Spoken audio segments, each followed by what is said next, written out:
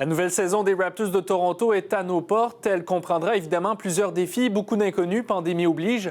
Regardons ensemble ce qu'il faudra surveiller.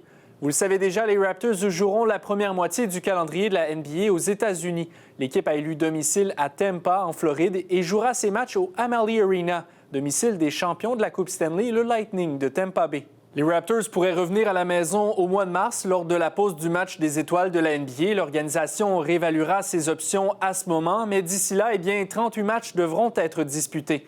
Toronto jouera 3 fois contre chaque équipe de l'Association de l'Est et 2 fois contre les équipes de l'Ouest.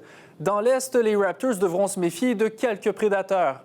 En raison de leur succès des 2 dernières années, les Bucks de Milwaukee font encore figure de favoris. L'équipe devra aussi se méfier des Celtics de Boston qui les ont éliminés l'automne dernier. Le Heat de Miami ne sera pas non plus à négliger après sa présence en finale cette année.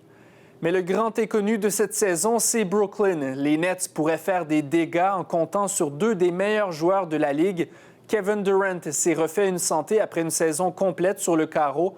L'ancien joueur par excellence de la NBA comptera Kyrie Irving à ses côtés.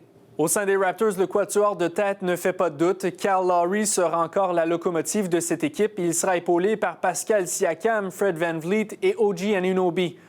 Auront-ils les reins suffisamment solides pour faire oublier les départs de Serge Ibaka et Marc Gasol? On s'attend à ce que Norman Powell et l'Australien Aaron Baines viennent compléter. Le Montréalais Chris Boucher pourrait également s'amener en relève. Matt Thomas, Terrence Davis et Malachi Flynn pourraient aussi venir brouiller les cartes. Le dernier grand point d'interrogation est à l'extérieur du terrain. Il s'agit de la fin éventuelle du contrat de Masai Ujiri.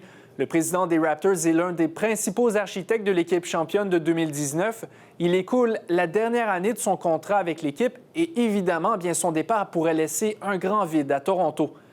Voilà, il y aura beaucoup à suivre chez les Raptors cette saison. Soyez des nôtres pour rester à l'affût.